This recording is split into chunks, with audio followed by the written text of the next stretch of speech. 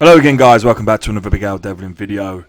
Now today I'm going to be starting a new series where I'm going to be showing with you and analysing also the training of Hafthor Bjornsson and Eddie Hall in preparation for their upcoming boxing fight next year in September.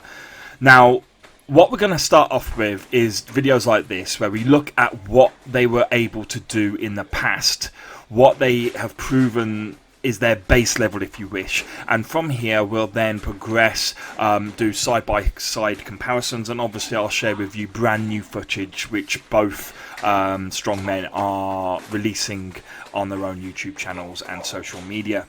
And what we're watching now is a sparring video that Hafthor Bjornsson filmed during 2014. The first key thing to note about Hafthor is he is a southpaw fighter. Anyone who's done boxing or any form of martial arts before will know just how awkward southpaw fighters can actually be. And quite surprisingly, actually, we see a reasonable level of aggression coming from Hafthor. He doesn't mind coming forwards, taking the territory of the ring, pushing his opponent back. Now, of course, he can do this because of the significant weight difference between him and his opponent here. And doing that to someone like Eddie Hall, who is also a very big and very strong man, may of course be a lot harder. Now just before we go on to the next round, whilst the fighters are having a 1 minute rest, I'm just going to put in some key bits from that previous round to talk about and focus upon now. Now the first thing to mention that Hafthor does a hell of a lot during this fight. In fact, pretty much 90% of the round is him doing this, is that he leads with an extended lead arm, which is the right arm in his case, because as I say, he is southpaw. Now what I'll do is I'll put it in slow motion now so you can see him doing it over all three clips that I've just shared with you. And then what I'll do is I'll freeze it just to give me time to talk through the advantages and disadvantages of doing this, and also how to counter it, more importantly, and how it should be countered by Eddie Hall. Okay, so if I was to give you this picture here, just as it is now, frozen, you would be easily mistaken to thinking that actually Hafthor here has thrown a jab, but this is actually how he is walking towards his opponent. He's thrusting, or keeping extended more to the point, his lead hand, his right hand, in the face of his opponent, and then trying to close down the distance. Now this technique can be used under certain circumstances, but not to the same extent to which of course Hafthor is using it. He is depending upon this to try and keep himself protected. Now, shorter fighters can use this as a defensive and advansive tool to close down the distance, or help them close down the distance with a taller fighter. Now, Hafthor is not a short fighter.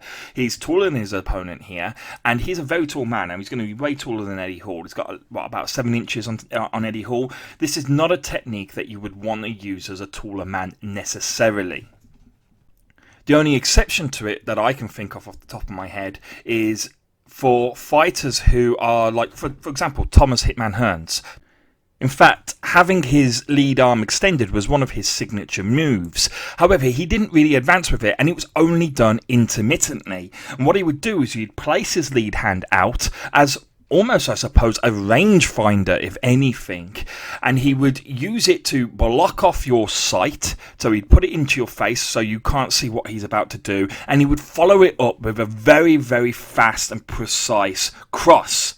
Hafthor is not doing this. He's using it as a tool to advance. And as I say, sometimes shorter fighters can use this, but if you do it all the time, you become predictable. And that's something you don't want to be in boxing. You do not want to be predictable. If you're predictable, there is a counter for pretty much everything you can do. And if your opponent's canny enough, or their corner is canny enough, they'll say, do this, and it will be countered. However, before we go on to how it should be countered, let's ask ourselves, why is Hafthor doing it? He's doing it because he's actually afraid of getting hit, and we'll see that in a little while.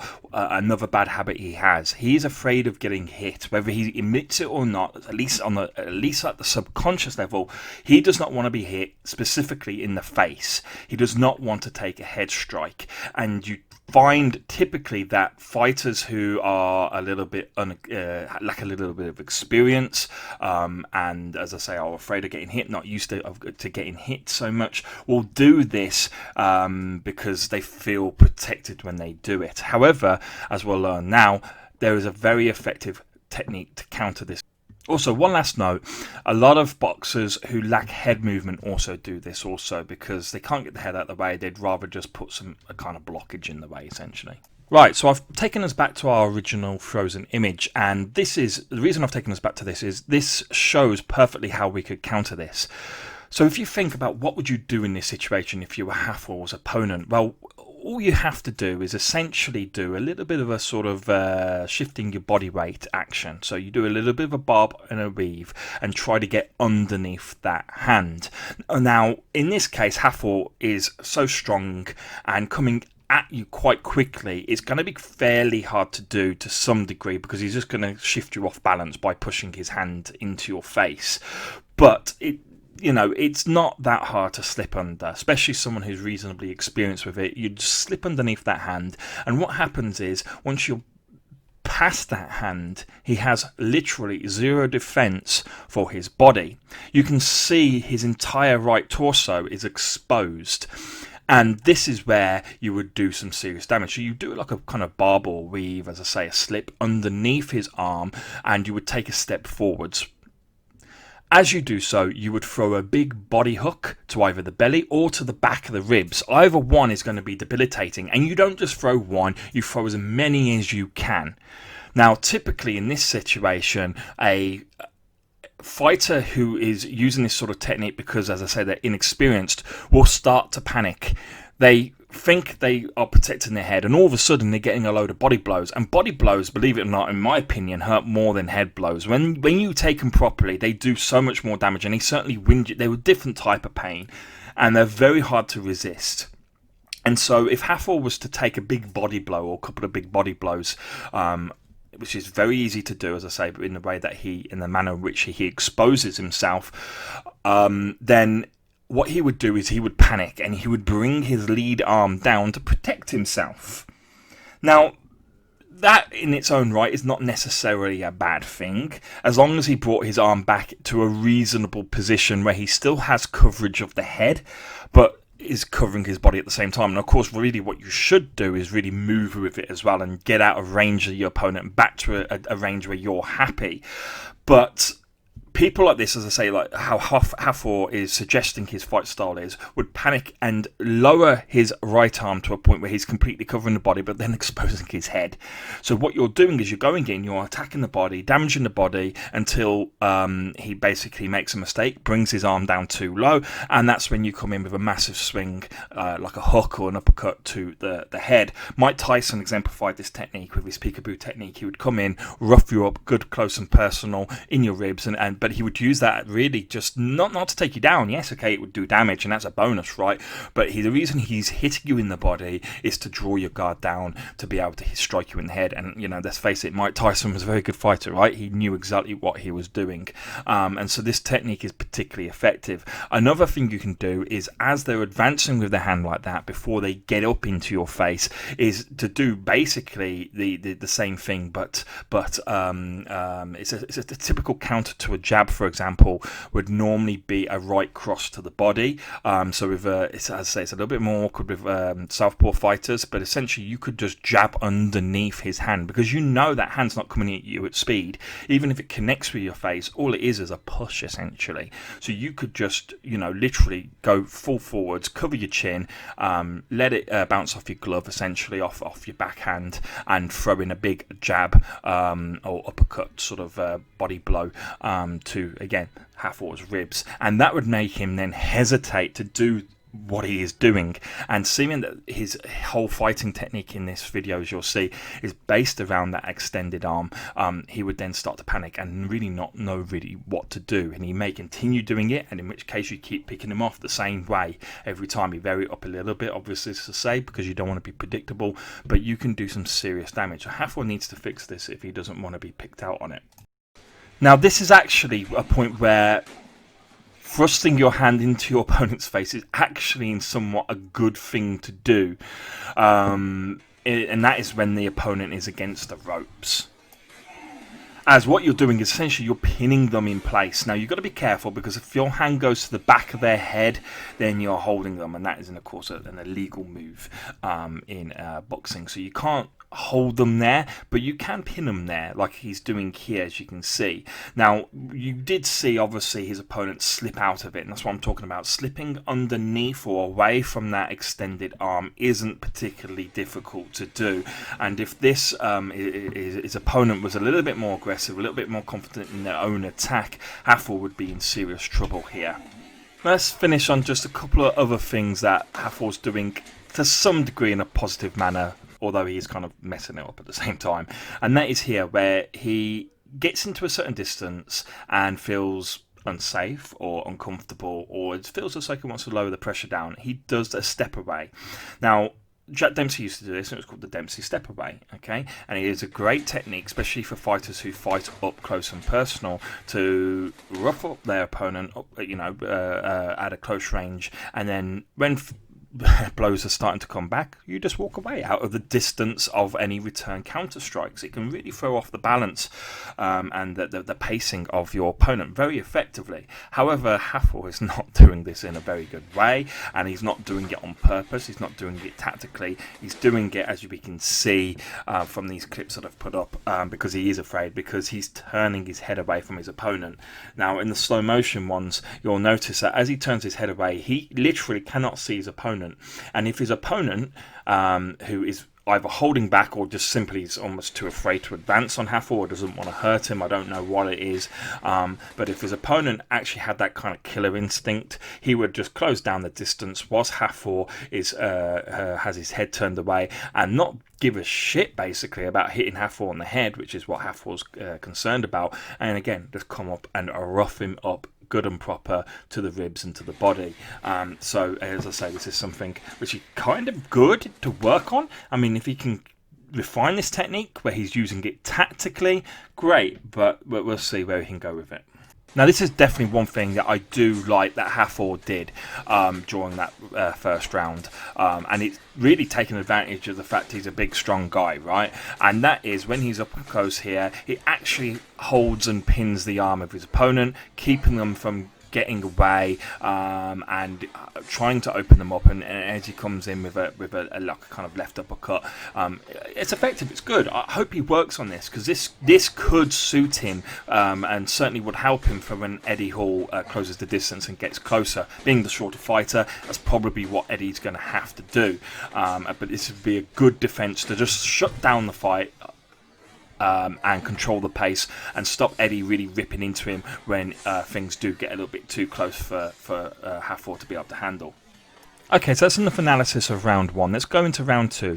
We'll just watch the rest that the fighters are going to have. Just so you know, this was 2 1-minute rounds with a single 1 minute rest in between those 2 rounds. So this is not particularly arduous, but it's a good place to start, I suppose. And as I say, this is from a few years back, so it shows us the base level where Hafthor is before he starts doing dedicated boxing training.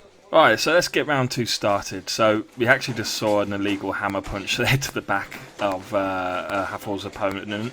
But Hafthor's shown again a lot of aggression here. He's chasing his opponent down to the ropes, and he's actually doing quite effectively here. He's throwing in a lot of uppercut kind of like movements, but as we just saw, he got clipped there and he doesn't like it, and he turns his head away, which not only hampers his defense because he can't see his opponent, but it also stops him then being aggressive, stops him attacking his opponent, so it gives his opponent a bit of a break. And you can see then another terrible head movement where he drags his head completely out of the way, and this is not good because it doesn't improve your defense. As I say, it exposes your body, and also your head's got to return at one point, right?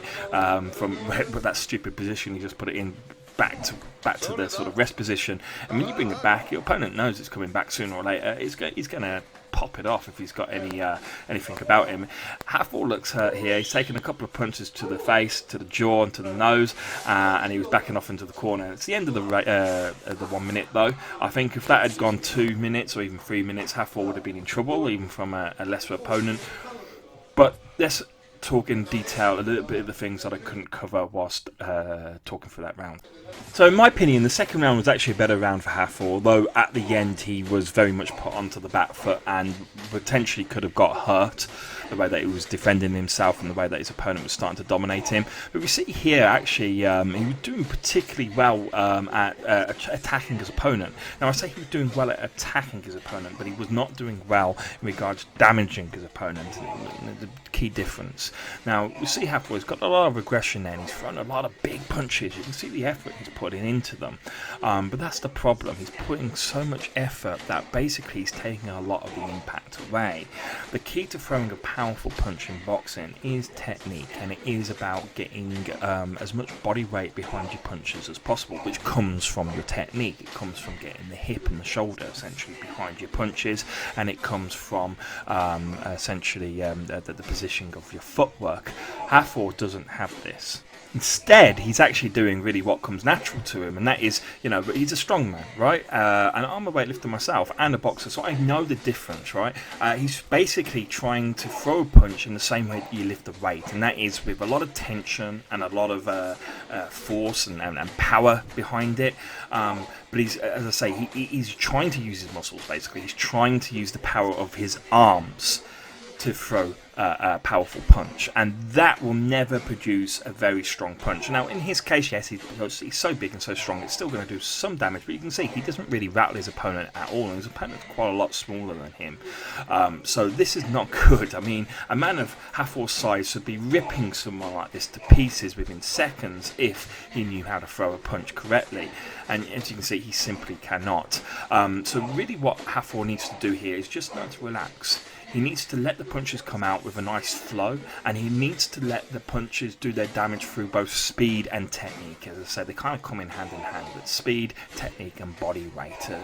And if you get those three things sorted out, the amount of power that will come out of his fists will be so much more than trying to power through it with his muscles. It's a shame to see, but it's something you expect from a man of this size and lack of experience in boxing, but it's something that can be fixed over time. And he's got enough time to fix it, so it'll be interesting. And to finish off, just a couple of examples, really, just showing you some of the issues that Hafthor does have with about moving his head out of the way, about that constant habit of turning his back upon the opponent, which is the worst thing you can do. It's even worse than moving your head in such a silly manner that sometimes he does. You must always keep your eyes on your opponent, and you must always keep your face to your opponent. You can't turn your back to them. But enough from that. I'm sure he'll improve over time, and I'll be showing some additional training footage with you guys very soon. We'll be looking at Eddie Hall in the next one, so I hope you enjoyed this analysis, guys, and slowly but surely we'll get through all the footage that we have for both fighters, and we'll keep the analysis going right up until the end of next year when these two titans clash. Thanks for watching, guys, and I'll see you soon.